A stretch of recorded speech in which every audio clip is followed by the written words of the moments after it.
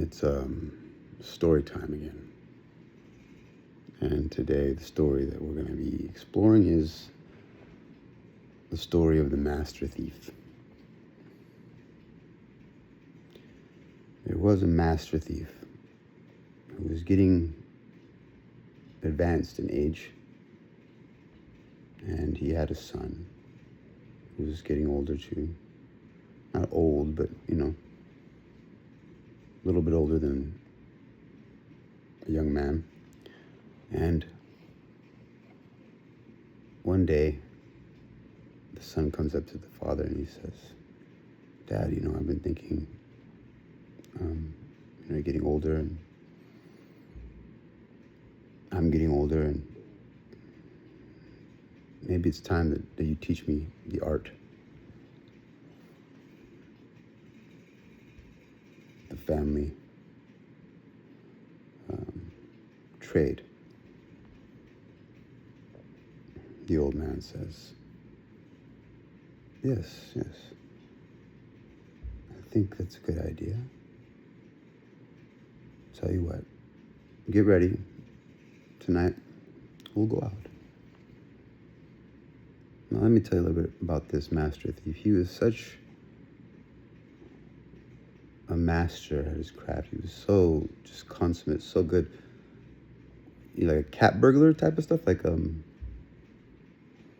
Malcolm X. If you ever read the autobiography of Malcolm X, he was also a thief. He went to jail for it. But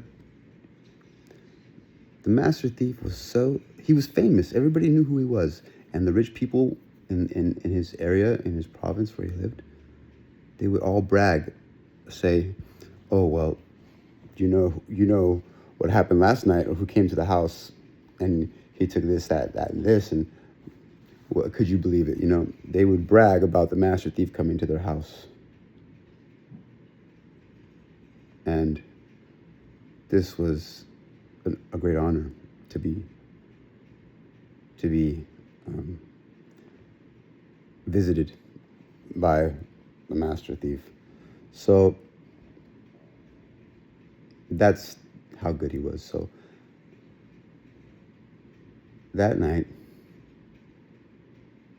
the father and the son, they went out, and it was kind of cold. They could see the fog coming off of their breath in their mouths as they walked off into the darkness. The old man was walking with a very, very fast step, very lively, not like an old man at all. He knew where he was going. He was very, very clear and spry. So as they're walking, the son is kind of like tired and a little nervous. He's just kind of like, oh, he doesn't know what's going to happen or whatever. They get to the house that they're gonna break into, and the master thief starts opening the wall. And he does this work very, very deftly, very, very naturally. He opens the wall. He says, "Come on, let's go." So they go in. And they go into the anteroom, and then they find this it's a wardrobe. And the master thief tells us, he's like, "Hey, you go into this wardrobe and find some cool stuff, find some gowns, some silk stuff, and I'll keep on the lookout." So the son goes into the wardrobe, and as soon as he steps in the wardrobe, he hears the door close behind him and lock. And then he hears steps, and then he hears somebody say, "Thief!"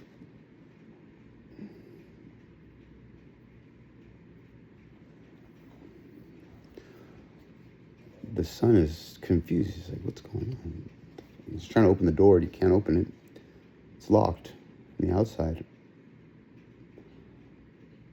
And then he starts hearing commotion in the house. People are waking up.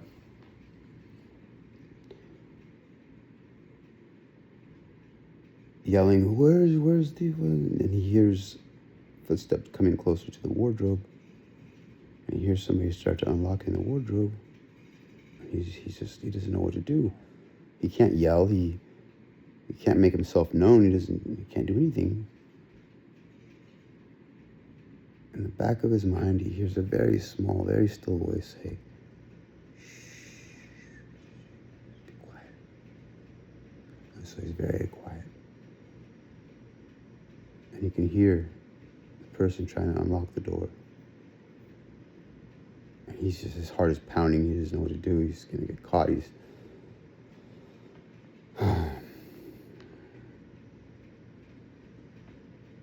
Just as the door is about to open, he hears that same still small voice say, "Make a noise like a mouse. Make a noise like a little creature."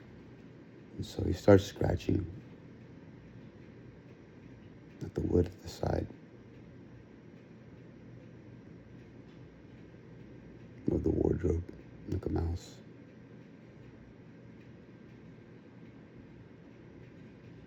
And as the person is opening the door, they open the door, he's making the scratching sound. They peer in with the candle.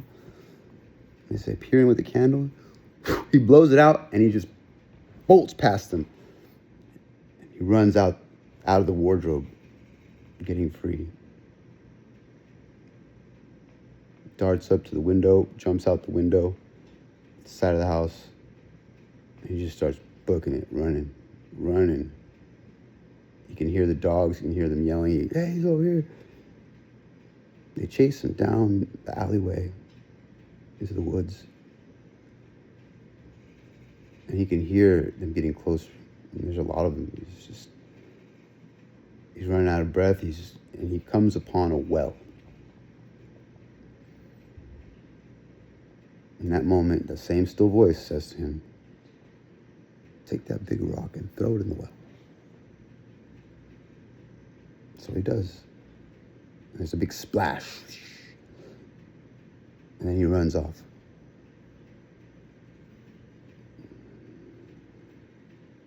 The people that were following him, they heard the splash, and they went and they looked in the well. They thought he was in there. It was kind of deep, so they couldn't really see if he was in there or not. They said, "Well, we'll just wait for him. He's going to come out sometime. He just can't stay in there forever."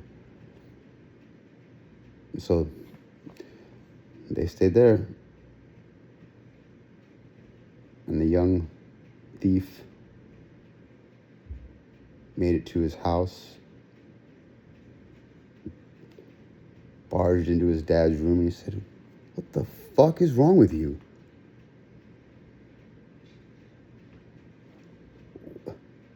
Why would you do that?" And his dad's like, "Hey,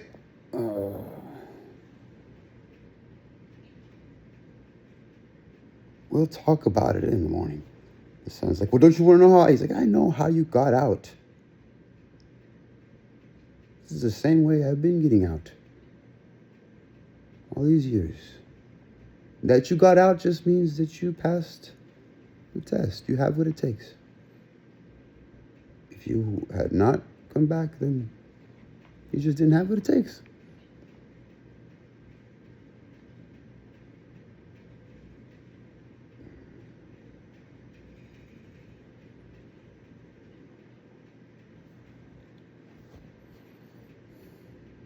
Try to see if you can listen to that still small voice.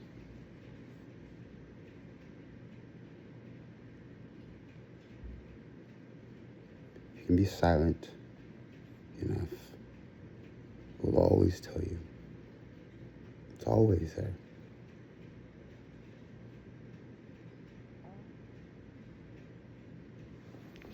Thank you.